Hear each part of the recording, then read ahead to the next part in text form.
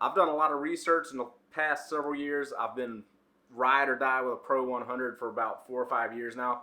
I love the printer, but I always wanted something a little bigger, and I definitely wanted something with pigment inks instead of dye inks. Now, in my research, one of the biggest bugaboos you find about the Canon Pro-1000 is the extraordinary cost of ink. It's way too expensive to print, and frankly, that's bullshit. I'm going to tell you why it's probably the best choice for a printer you can get out of the Canon lineup that's, 17 inches and under. Why you should go get it, unless you can't, justify spending $1,100, $1,200 on the printer. In that case, just go for one of the smaller ones. So first off, the biggest thing you will hear when you're doing your research is it costs a whole lot of money to print with the Pro-1000.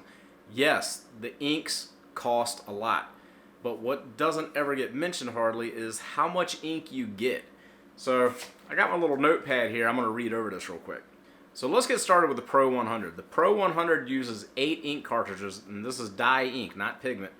They are each 13 milliliter, and if you do the math, if you get the ink set with all 8 inks, it costs about $125. You're looking at $1.20 per milliliter of ink.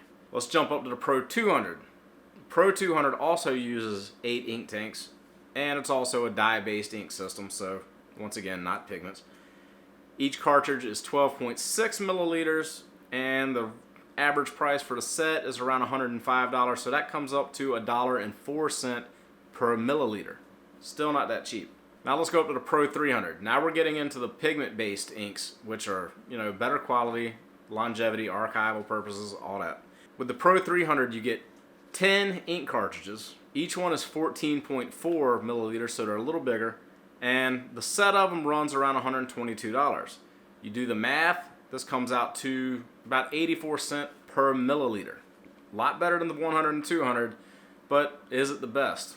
Let's see. Now let's get into the Pro-1000. The Pro-1000 has 12 ink cartridges. Each one is 80 milliliters. That's a freaking lot of ink. To put it in perspective, 2 ink cartridges for the Pro-1000 hold more ink than the entire ink sets of the 100 and 200. It's a lot of ink. Now, at 80 milliliters a piece, that comes out to about 960 milliliters. So if you do the math with the Pro-1000, the average price for the entire set of inks is $6.99, which comes out to 73 cents per milliliter. A hell of a lot cheaper than the 100, 200, and about 10 cents cheaper per milliliter than the Pro-300. Now, once again, a perspective thing. If you were to get 960 milliliters of ink for the Pro-100, that would run you $1,152. For the Pro-200, that would run you $999. For the Pro-300, $806. So by far, the Pro-1000 is the cheapest to print with out of all of them. Now you're going to hear the excuses a lot of times of the cleaning cycles and purging inks into the maintenance tank.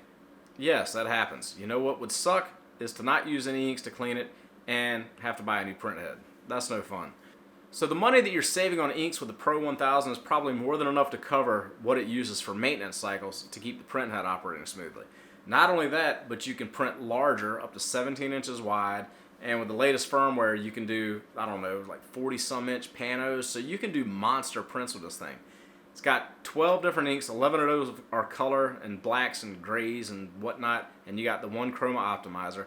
So more colors, wider gamut, I would imagine. You can print more colors. It should just come out to better prints.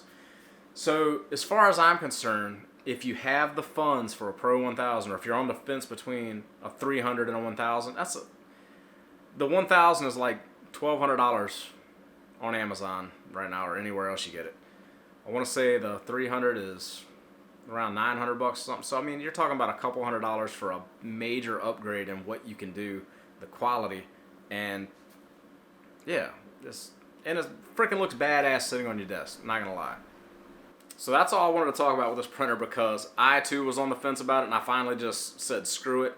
I threw all the negative stuff that I've been hearing on the internet out, and I just bought it, and I'm glad I did. It's best decision printing wise I've ever made, I believe. And yeah, that's it.